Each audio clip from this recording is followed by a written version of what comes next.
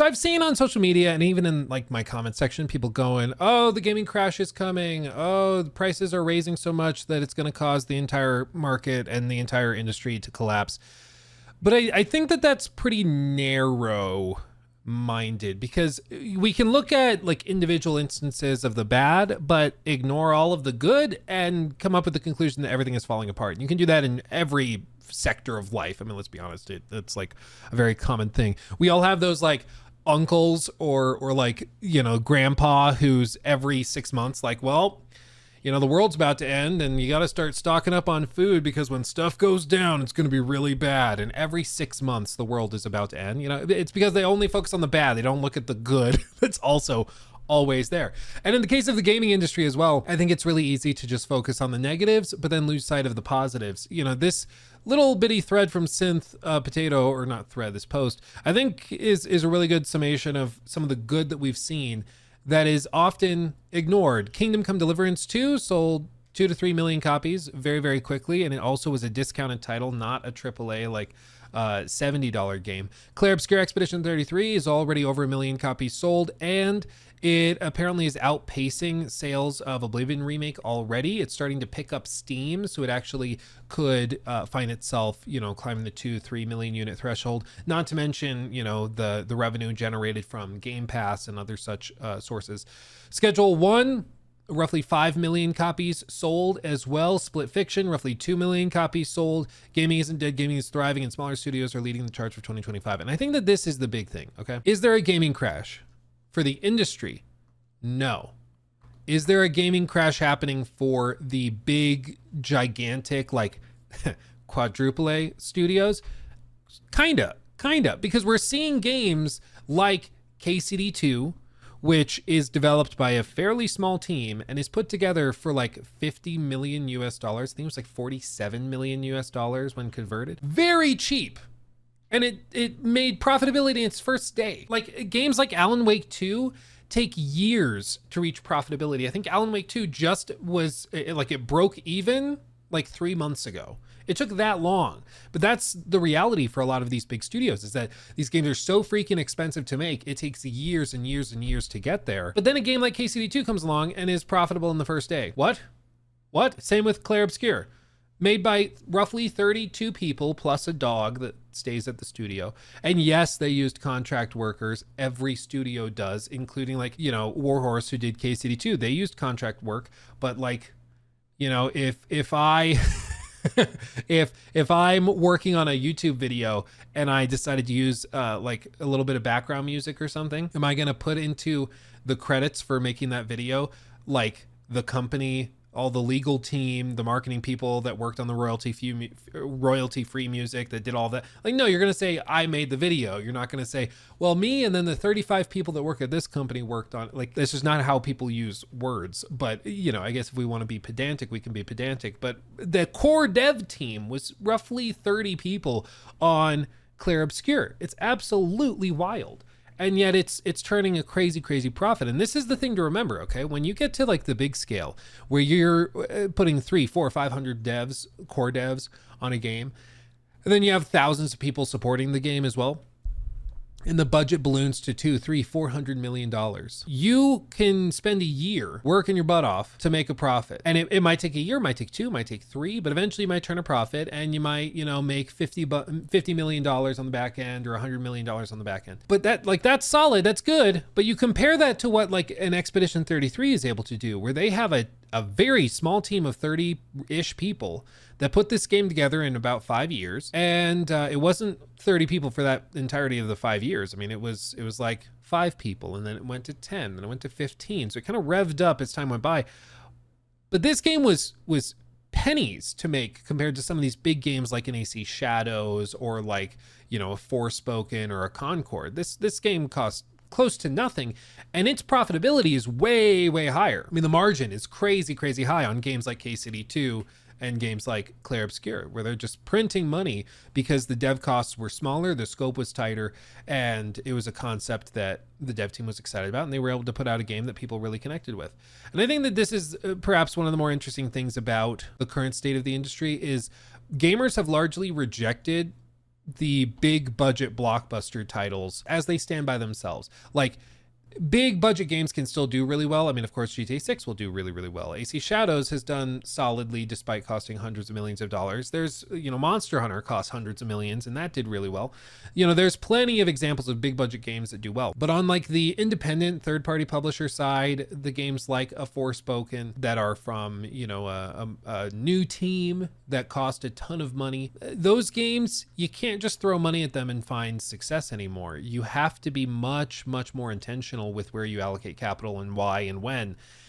And that's just something that you can't get away from it now. It used to be back in like the early 20 teens, if you just spent $200 million, $300 million, $400 million, not that you ever would back then AAA was like 50 million. But if you spend AAA money on your game, you would typically get AAA reception because you could crank the graphics, you could crank the fidelity, you could get better voice actors, you could do all sorts of stuff like that that would help like your game stand out. But nowadays with graphics being much less of a deciding factor for people, like Unreal Engine can make any game look really good in screenshots and stuff. Now it's much more about the game itself. And I think word of mouth is the other, perhaps most important thing.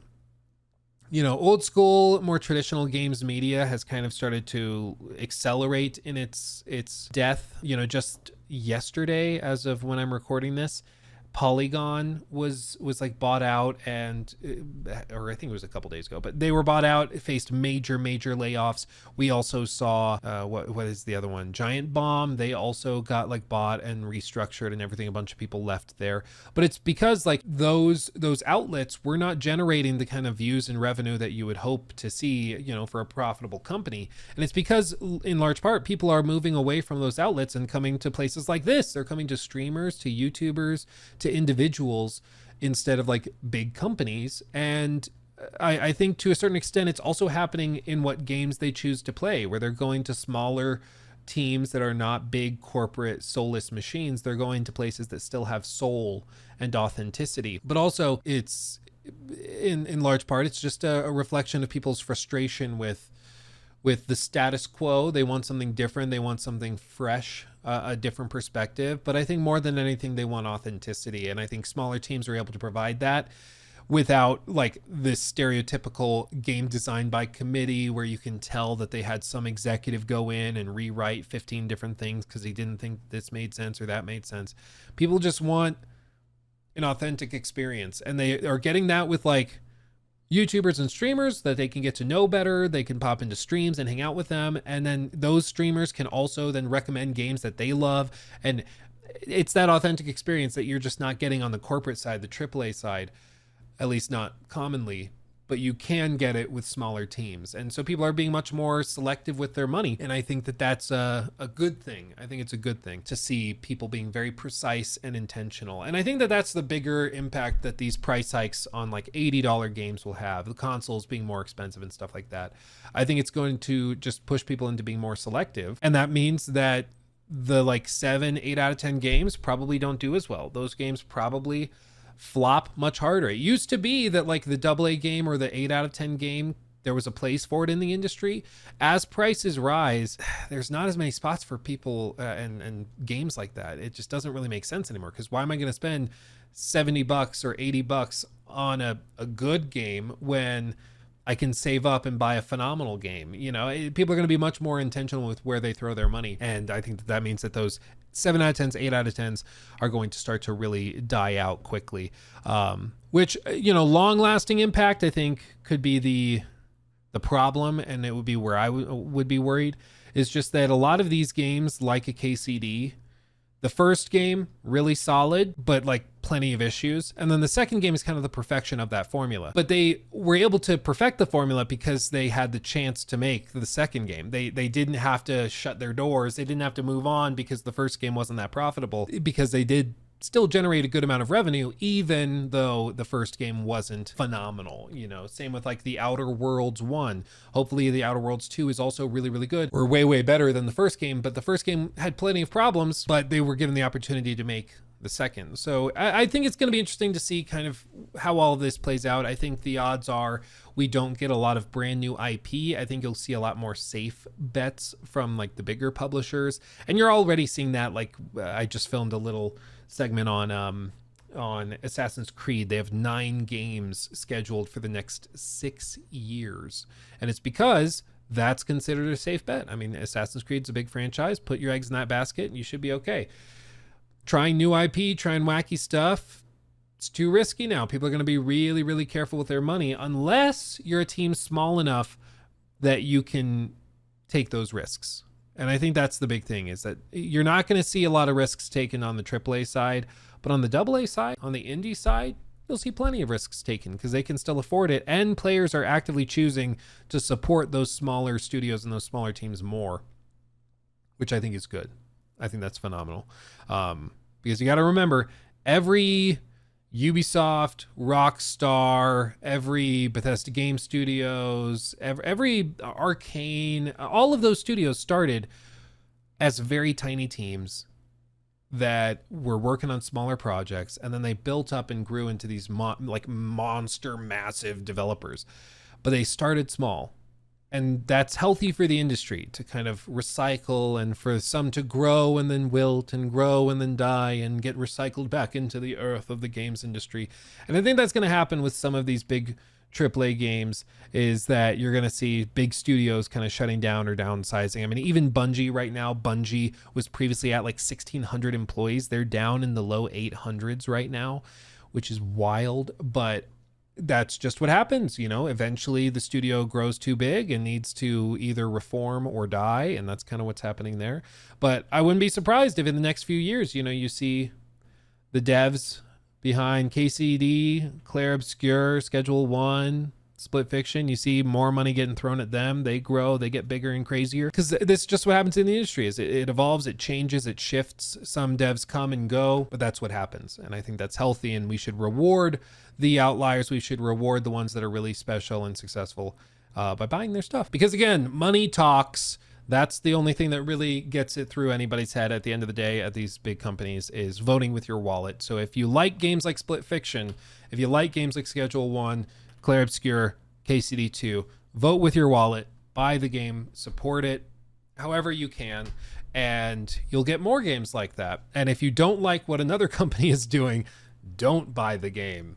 Pretty self-explanatory, but it's, I guess, needs being said. But either way, I just wanted to talk about this because I've seen plenty of people, you know, alluding to gaming being dead, or the price hikes are going to kill the industry. I think they'll have an impact, certainly, but I don't think the games industry is dead. I think a chunk of it is. And I just happen to think that the chunk of the industry that's dying is the chunk that needed to die. It's the soulless, massive corpo, quadruple A, open world, mixed in with live service game. Those, I will not really shed a tear, and I think the industry is healthier for it. And I think that this is just part of the natural process of the industry kind of self-regulating and adjusting and shifting. I think it's good for the industry. And I think, you know, if we saw games like KCD, Clair Obscur, Schedule 1, or Split Fiction, or other such games, like even a Pal World or something, if we saw those failing and flopping, then I'd be worried. Then I'd be really, really worried. But players are buying games. They are rewarding games that they connect with. They just have to connect with them. And they have to connect with them. They do connect with them when they're good games, not just when they're expensive games, which I think is the clear distinction that some of these companies have had to learn the hard way. Just because they spent a lot of money on developing the game does not mean that I will feel it's worth a lot of money to buy. That's just me. He took my thing.